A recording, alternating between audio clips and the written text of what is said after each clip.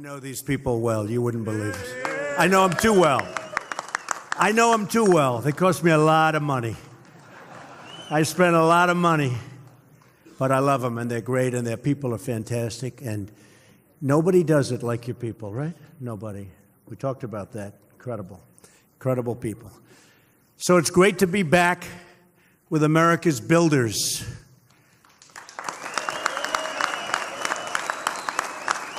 So did you ever think you'd see a president who knows how much concrete and rebar you can lay down in a single day? Believe me, I know. I know. We're a nation of builders, and it was about time we had a builder in the White House, right? We have a builder. I want to thank Sean McGarvey and the entire governing board of presidents for honoring me with this great invitation. And I love that it's in Washington because I don't have to travel very far. Worked out pretty well, I have to tell you. 5 minutes. Sean took part in one of our very first meetings at the White House. He mentioned it. And I promise you that America's labor leaders will always find an open door with Donald Trump. Always. Just look at the amazing talent assembled here. We have iron workers, insulators. Never changes, does it, with the iron workers? Now, let's hear it. Laborers, painters, fitters, plumbers, operators. They're operators, all right, I'll tell you that.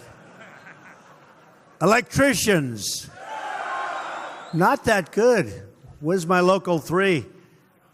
Oh, where's local 3? That wasn't that good. Electrician. Well, they became so rich they don't have to. Let's do that again. Electricians. Oh, that's better. Bricklayers. Boilermakers. Elevator constructors. Good job. Sheet metal workers. Roofers. Plasterers. Plaster? Well, yeah, that's... We're not using as much plaster as we used to, fellas, right? No matter how you cut it. Sorry about that. I'm not sure I can do much. We brought back the coal miners. I'm not so sure about the plasters. We'll do the best we can, okay? We're going to do the best we can. How about the cement masons? And, of course, our wonderful Teamsters. Well, that wasn't very good, James. Huh? But really, you're the backbone of America. With the talent in this room, we can build any city at any time, and we can build it better than anyone.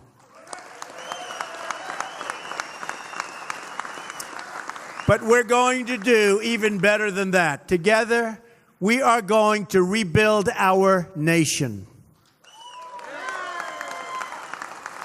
You're the keepers of the great trades and traditions that built our country.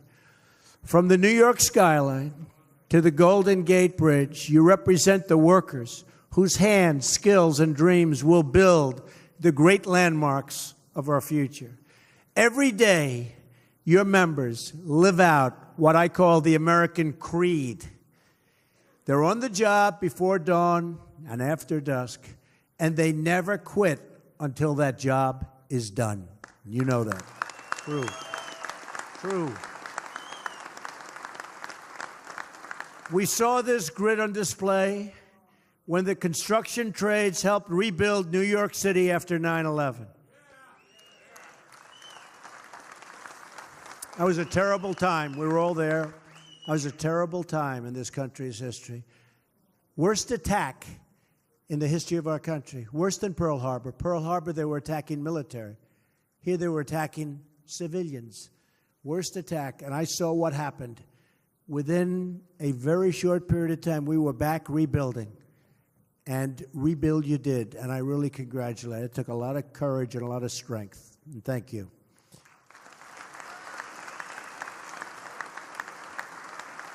The fact is, you take pride in every part of your work, every joist, bolt, and rivet.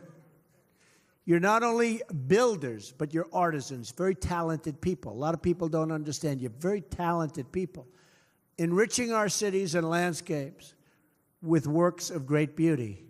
And just as you take pride in your work, our nation takes great, great pride in you, believe me. And it's time that we give you the level playing field you deserve.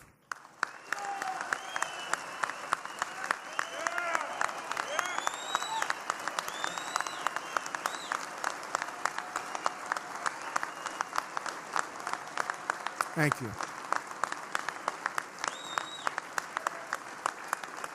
Thank you, folks. Washington and Wall Street have done very, very well for themselves. Now it's your turn, and you're going to be also sharing the wealth.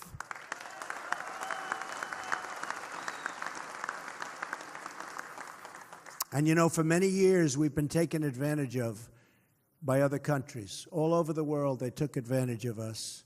We had leaders that didn't have a clue, or worse. That's not going to happen anymore, folks. That's not going to happen anymore. And you see what's going on right now. In fact, the trade deficit went way down, just announced before I got on stage. And I will tell you, we're going to have a whole different set of values when it comes to representing our country. That I can tell you right now. This election was all about returning power to the people. I've spent my life working side by side with American builders, and now you have a builder as your president.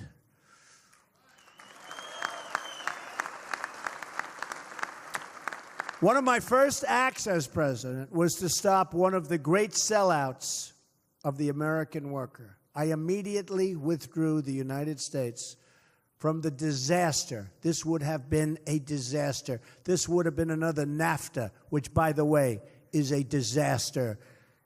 I took you out of the Trans-Pacific Partnership.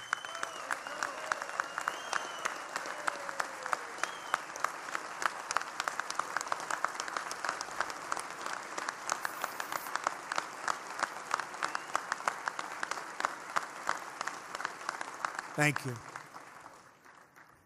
That one wasn't even close, and you know it, and I know it, everybody knows it. Next, I cleared the way for the construction of the Keystone XL and Dakota Access pipelines.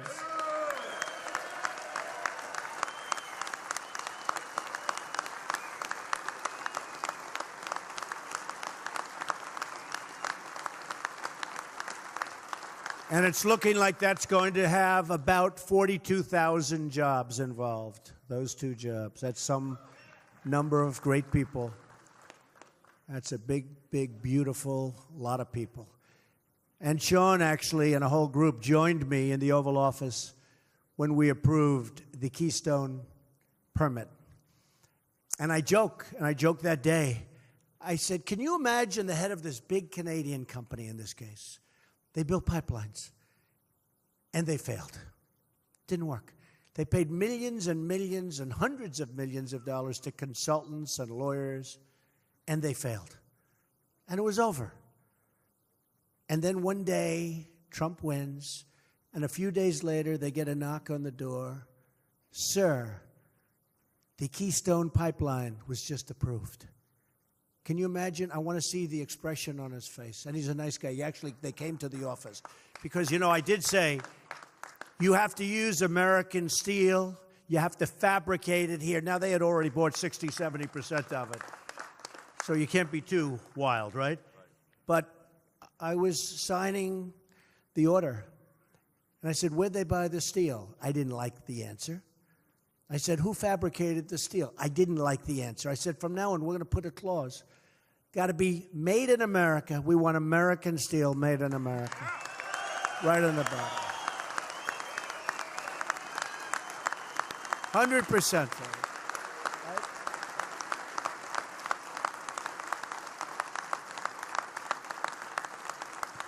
And you'll be hearing more about this in the very near future, but as time goes by, let's say over the next 7 3/4 years, meaning 8 years, we believe in 2 simple rules: buy American and hire American. That's what's going to be. And that's not just a slogan, it's a promise. Believe me, that's a promise. The era of economic surrender has come to an end. It's come to an end. We have surrendered as a country to outside interest. The era of economic victory for our country has just begun. You will see. No longer will we listen to those failed consultants who've made one wrong prediction after another, delivering nothing but soaring trade deficits and a big, fat, shrinking workforce. For decades now, we've watched as our factories have shuttered, almost 70,000 factories. Our jobs have been stolen, and blue-collar wages have declined. We've seen the economic pain inflicted on our fellow Americans in Pittsburgh and Detroit and Baltimore. We didn't just offshore our jobs, we offshored a big, big part of the American dream. We enriched foreign countries at the expense of our own country, the great United States of America. But those days are over.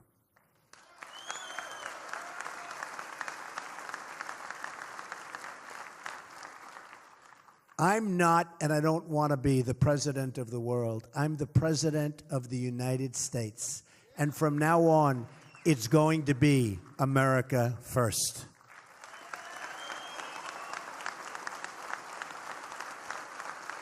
We're going to bring back our jobs, and yes, we're going to bring back the American dream. As I travel the nation, I heard the pleas of the forgotten men and women of our country, the people who work hard and play by the rules, but who don't have a voice. Together, we are their voice, and they will never, ever be forgotten again. That I can tell you. I don't know if you saw, but if you watch the Democrats now, the anger and hatred, and they're trying to figure out where did all these people came that voted for Donald Trump. Remember they said, because the Electoral College is very, very hard, they say almost impossible for a Republican to win. The odds are stacked. And they would say, there's no way to 270. You need 270. There's no way to 270. I heard that so much for a year. I kept saying, maybe I shouldn't be running. You know, Sean, I said, maybe I shouldn't run. Because there's no way. The people are telling me, the same people that say all of the bad stuff, they're saying there's no way to 270. Well, but there was a way to 306. But wasn't that an exciting one? You know, places that nobody entered. Donald Trump has won the state of Michigan. They go, what? Donald Trump has won the state of Wisconsin. They came out of the blue, and we didn't even need them. And we love those 2 states because we won the state of Pennsylvania, and we won Ohio, and Iowa, and North Carolina, and South Carolina, and Florida, and so many others. We ran the coast. And if you don't run it, you can't win. A huge disadvantage, the Electoral College. It's very, very tough. They say almost impossible for a Republican to win. But I had the support of, I would say almost everybody in this room. We had tremendous support. No, we did. We had tremendous support. We had tremendous support. And I'll tell you, we really had the support of the workers. We had tremendous support of the workers. Well, would you like to make a change, folks? Would you like to make a change? Because if anybody wants to make a change, you won't be having so many jobs, that I can tell you. Your jobs will be a whole different story. Because in the last decade, you lost over 750 construction. Think of this, 750,000 construction jobs. Real wages in the construction sector have fallen more than 15% since the 1970s. We rank 39th in the world for construction permitting. And approvals for infrastructure projects can take up to 10 years.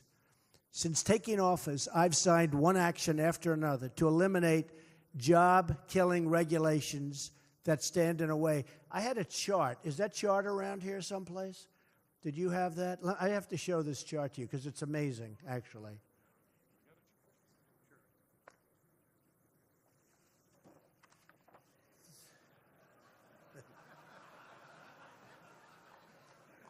This is, if you want to build a highway in the United States, these are some of the permits that you need. It's a process that can take way over 10 years, and it just never happens. Then at the end of the period, they vote against it. And we're getting rid of many of these regulations. You have to go through 17 agencies, many permits in each agency. In February alone, we added almost 60,000 new construction jobs in the country. I ordered expedited environmental reviews for infrastructure, environmental and energy projects all across the country. No longer will you have to wait year after year for approvals that never come. I also took historic action to lift the restrictions on American energy production and to put our miners, who have been treated horribly, back to work. Consumer confidence. They're great people. Consumer confidence is at the highest level in more than a decade. You've seen all of the charts, all of the studies. The National Association of Manufacturers just the other day reported the most optimism in the entire history of its survey, which is an old survey. 93% of manufacturers are optimistic about the future. It's almost 27% lower than that just a few months ago. The Home Builders Confidence Index is at its highest level in 12 years. And now in breaking news, it was just reported today, the monthly U.S. trade deficit declined by 10% for a reason, not by accident, believe me, it's for a reason. We're also going to protect your jobs by protecting our borders. My administration is just a matter of weeks, and literally a short period of time, has brought record reductions to illegal immigration. Record reductions. Down 61% since inauguration. General Kelly is doing a fantastic job. And we'll crack down on visa abuses that undermine the American worker, and we're doing that right now. These and so many other achievements have defined our first 10 weeks in office. We've done so much for the worker, done so much for the military. We've done so much for the police officers, our men in blue and women in blue who are not treated fairly. We're fighting for workers of all backgrounds and from all walks of life. But to achieve true progress, we must remember our legacy. We're the nation that built the tallest skyscrapers on what was once the Hudson River and put neon lights of Las Vegas in the middle of the desert. But if government continues to punish America's builders, then we will not be that nation any longer. I'm calling on all Americans, Democrat, Republican, Independent, to come together and take part in the great rebuilding of our country. That is why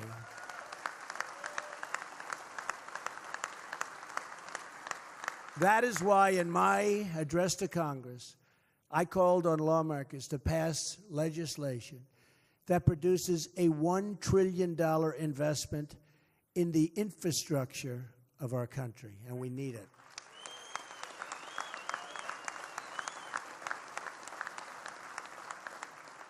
With your help, we can rebuild our country's bridges, airports, seaports, and water systems.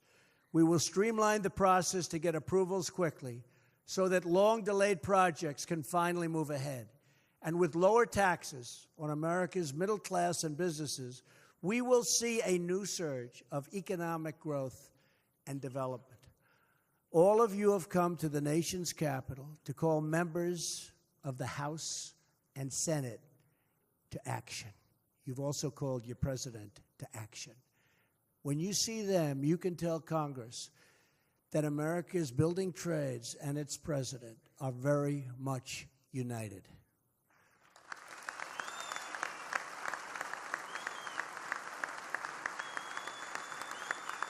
Thank you.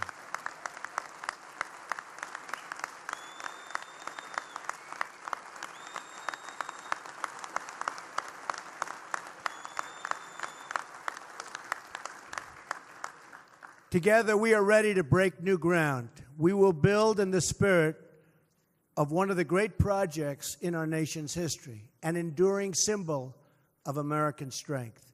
The Empire State Building was forged in the Great Depression and provided jobs for more than 3,000 workers. We've all seen the pictures. Rugged workers perched dozens and dozens of stories up in the air. Workers like these moved almost 60,000 tons of steel, installed 200,000 cubic feet of stone, and laid 10 million bricks to build that American icon.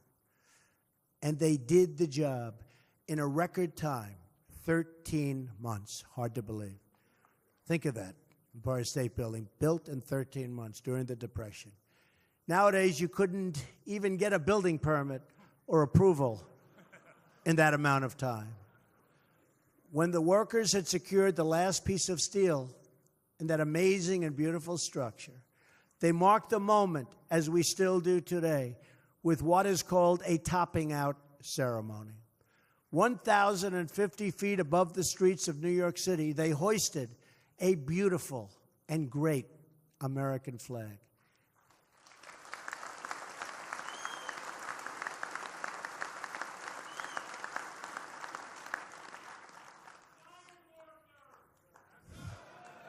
They did a good job. They did a good, those iron workers, you better believe it. It was an American flag that represented American projects, the big, bold, and daring dream of one man, and then one city, and then finally one people. That banner marked our nation's proud climb to the top of the world. Our people endured through the hardships of depression and the battles of World War II, and they emerged from these trials stronger and more united than ever before.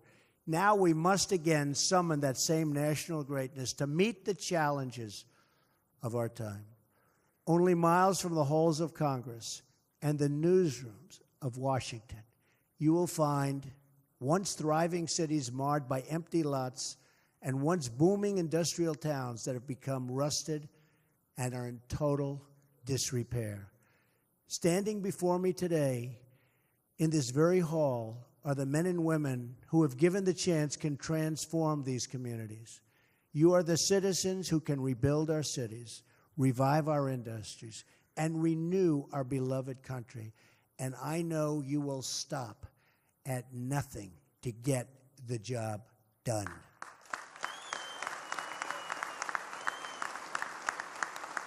For the rest of their lives, everyone who worked on the Empire State Building knew when they looked up at that great New York skyline that they had lifted the stars and stripes atop the tallest flagpole on earth, and that somewhere high above the city streets, their place in history was carved into beams of steel.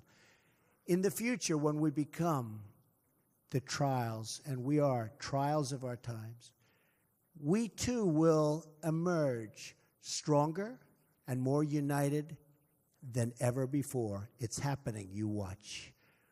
When we rise above the cynics and critics who live only to defend the status quo and to defend themselves from failure, then we too will construct a lasting monument to national greatness.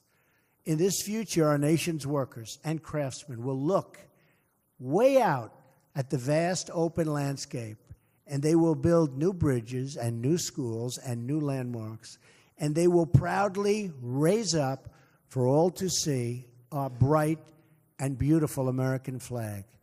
And when we see that flag, we will remember that we all share one American home, one American heart, and one American destiny. May God bless our nation's builders. May God bless our nation's workers. and may God bless the United States of America. Thank you very much. Thank you.